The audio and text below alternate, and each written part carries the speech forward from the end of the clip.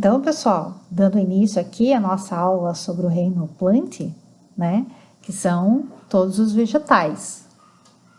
O que faz com que um ser vivo seja um vegetal? Em primeiro lugar, todos eles são eucariontes, né? A gente viu que a partir do reino protista, todos os seres vivos eles tinham células constituindo de núcleo, né? Que era diferente, por exemplo, das bactérias no reino Monera, que a sua célula ela não tinha núcleo.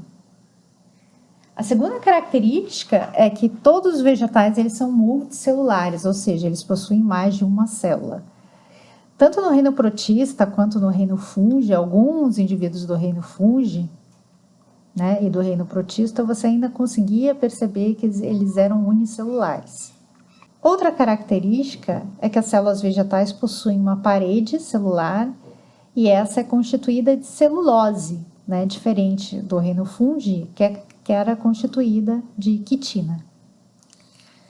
Dentro das células vegetais também existe uma organela especial, que é o cloroplasto, onde lá dentro tem a clorofila, que ela consegue captar a energia solar para transformar em energia química para a realização de fotossíntese.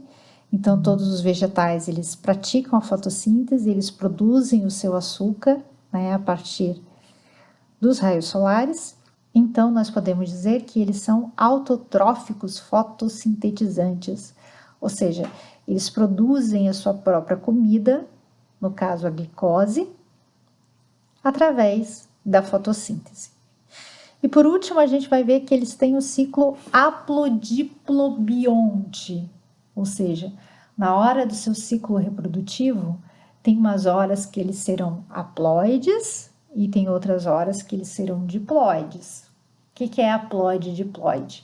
Haploide é quando você tem um conjunto só de cromossomos, né? Se fôssemos nós, seríamos, por exemplo, os espermatozoides, né? E os óvulos que possuem 23 cromossomos. E diploide são células que possuem dois conjuntos dos cromossomos, dos mesmos tipos de cromossomos, como, por exemplo, as nossas células, que têm 46 cromossomos, com exceção dos óvulos e dos espermatozoides, sendo que tem o quê? 2 cromossomos de cada tipo, né? Um conjunto de 23, mais outro conjunto de 23, um herdado do pai, outro herdado da mãe, o que dá 46 cromossomos.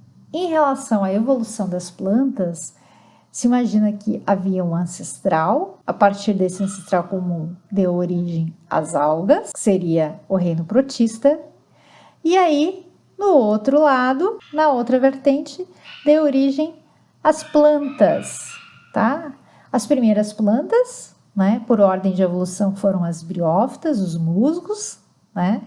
Eram ainda plantas bem rudimentares, mas já existia um embrião protegido, que não era o caso das algas. Depois, as briófitas, com o tempo da evolução, surgiram outras plantas que aí sim possuíam vasos condutores de seiva, seiva bruta e seiva elaborada, que não é o caso das briófitas, né? Já é uma evolução. E apareceram as pteridófitas, que é o caso das samambaias. Teve um outro processo de evolução onde as plantas adquiriram sementes e o grão de pólen, e aí apareceu a gimnosperma, né, que são os pinheiros. E aí, com a evolução, outro marco da evolução foi o aparecimento de flores e frutos, que deu origem à angiosperma.